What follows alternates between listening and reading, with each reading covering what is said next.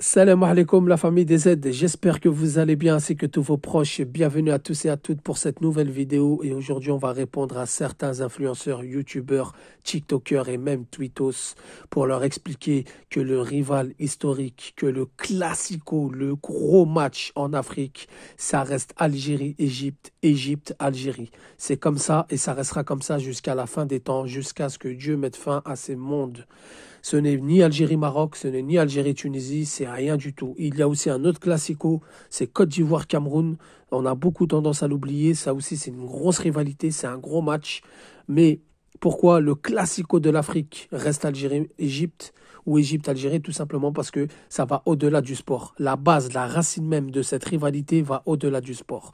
Donc les amis, pourquoi je fais cette vidéo? Pourquoi je réponds à ces influenceurs et aussi aux nouvelles générations, que ce soit supporters algériens ou marocains, qui pensent que la rivalité, c'est Algérie-Maroc par rapport aux derniers événements. Non, il ne faut pas changer le cours de l'histoire, les amis. L'histoire, elle est écrite comme ça et elle restera comme ça jusqu'à la fin des temps. Donc, je vais expliquer pourquoi je fais cette vidéo. Je vais expliquer pourquoi ça reste Algérie-Égypte et rien d'autre. Et ensuite, vous, bien sûr, en commentaire, vous me direz ce que vous en pensez. Donc, les amis, que ça soit clair, je vais ouvrir une parenthèse, je vais la fermer. C'est du sport, c'est du football, il n'y a aucune fitna, il n'y a aucune haine, il y a je sais pas quoi. Il y a juste une vérité à rétablir parce que certains veulent nous ramener Bessif vers eux, certains veulent nous faire détourner l'histoire et veulent nous faire croire le contraire de la réalité. Alors, sur Twitter, il y a eu un sondage qui a fait énormément parler de lui, qui a fait énormément de buzz. Ça a été repris partout, notamment sur TikTok, hein, où il y a eu beaucoup de vues, en proposant, en posant une question, pardon, en disant quel est le rival en Afrique, surtout en Afrique du Nord. Donc, il y a eu plusieurs choix, Algérie-Égypte, Algérie-Maroc, Tunisie-Maroc, Maroc-Égypte, Tunisie-Égypte, etc., etc.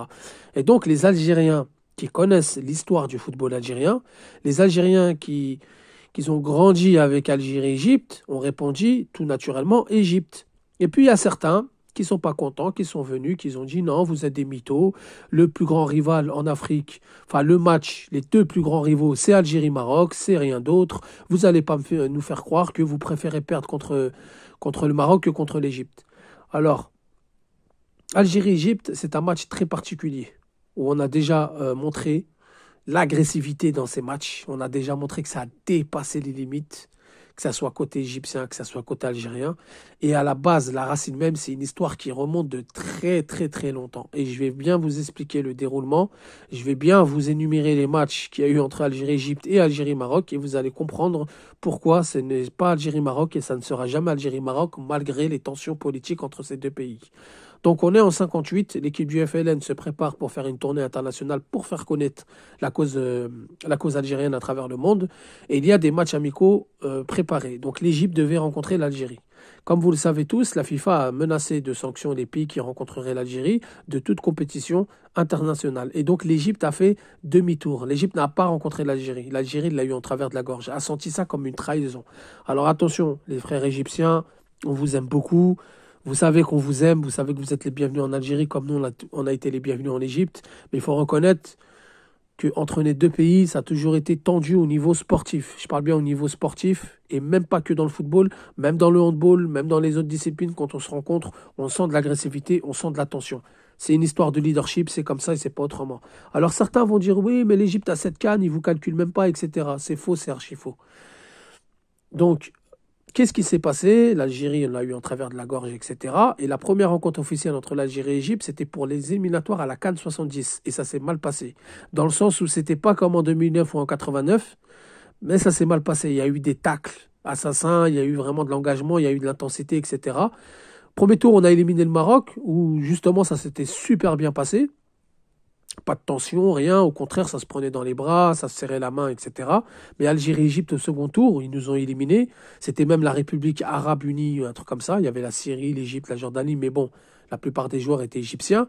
Il y a eu de la tension. Voilà, suffit d'aller vous renseigner, vous verrez. Ensuite, Jeux méditerranéens 1975. Il y a eu Égypte-Libye. Bagarre générale. À l'époque, il n'y avait pas les stadiers, les stewards, etc. Et donc, qu'est-ce qui s'est passé? La gendarmerie algérienne a frappé tout le monde dans le tas et la presse égyptienne a titré les militaires algériens nous ont hagal, les militaires algériens ont frappé les Égyptiens, etc. Encore plus de tension qui est née. Encore une autre tension qui est née. Ensuite, il y a eu les années 80, parce que c'est une histoire de leadership aussi. Dans les années... Alors, l'Égypte, c'est le grand patron de la CAF. Il faut savoir que l'Égypte, elle est présente à la CAF depuis le début, depuis sa création avec l'Éthiopie et le Soudan, si je ne me trompe pas. C'était un petit peu les piliers, mais le patron, c'était l'Égypte.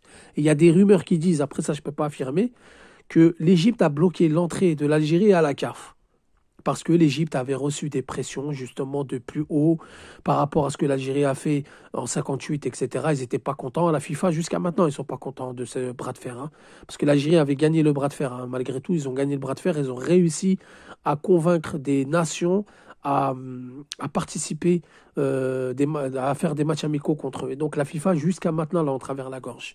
Et donc l'Égypte, il se dit qu'ils ont bloqué l'Algérie. L'Algérie n'est rentrée qu'en 64 à la CAF à cause de l'Égypte, après à vérifier. Et donc, tout au long de l'histoire, il y a eu des matchs entre l'Algérie et l'Égypte qui a montré que c'était une rivalité. Normalement, j'ai même pas à parler, j'ai même pas à me justifier, mais aussi pour les nouvelles générations, il faut qu'ils comprennent que vous voulez pas vous faire chambrer par les amis au collège, au lycée, donc vous préférez pas perdre contre le Maroc parce qu'il y a une grosse communauté marocaine en France. Ça, c'est une chose, c'est ce que vous voulez vous.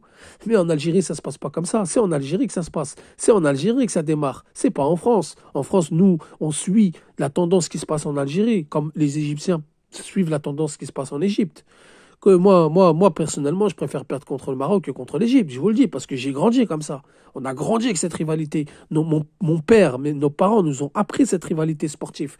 Le match de l'année, c'est Algérie-Égypte, qu'il faut absolument pas manquer.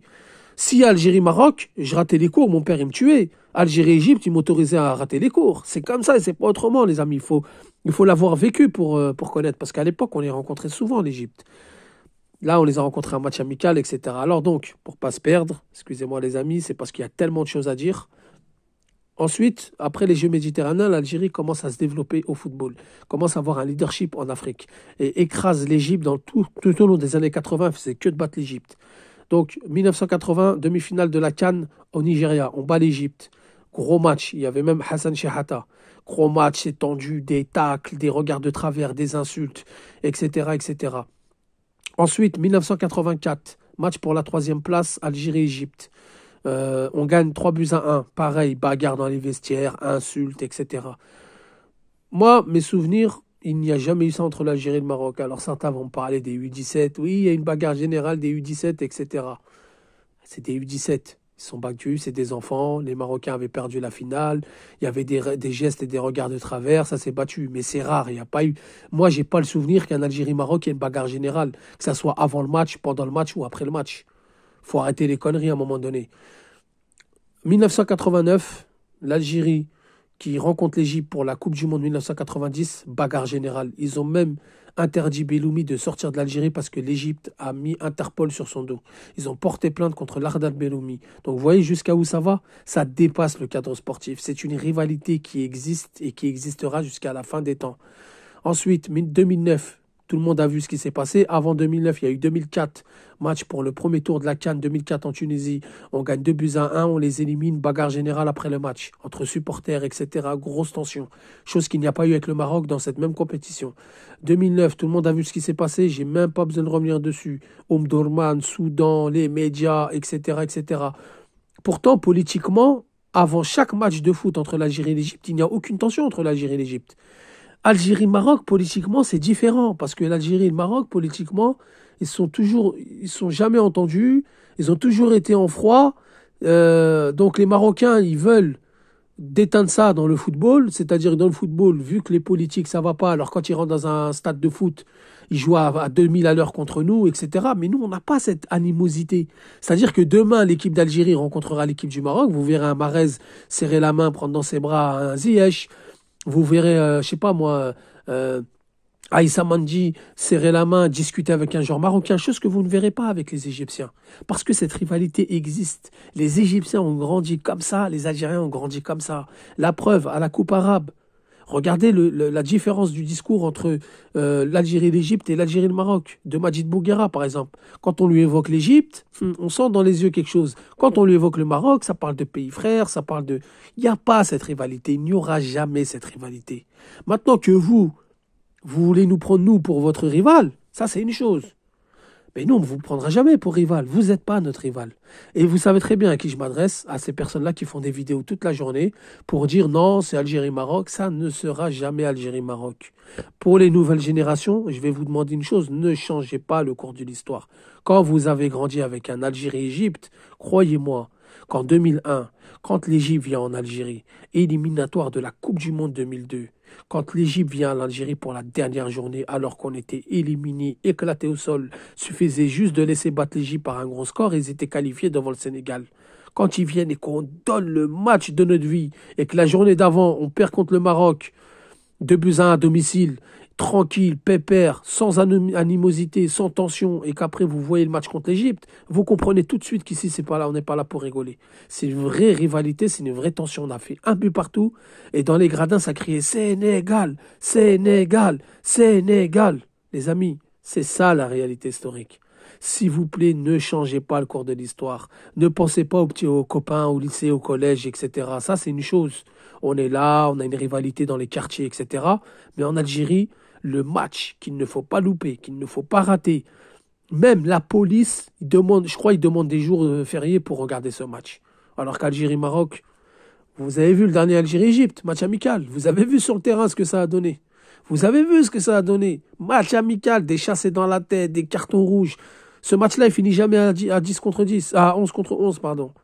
Donc voilà les amis, je réponds à ces influenceurs qui parlent sur TikTok, qui parlent sur YouTube, qui veulent faire croire aux nouvelles générations que le derby, enfin c'est un derby Algérie-Maroc, mais que le classico c'est Algérie-Maroc. Non, ça reste et ça restera Algérie-Égypte. D'ailleurs, je vous invite à aller regarder la vidéo du frère Petit Pharaon, qui est un Égyptien et qui fait de très très bonnes vidéos, qui avait expliqué cette rivalité, vous allez bien comprendre. Sur ce, la famille, merci d'avoir écouté la vidéo. Je vous remercie, je vous dis salam alaikum, que la paix soit sur vous.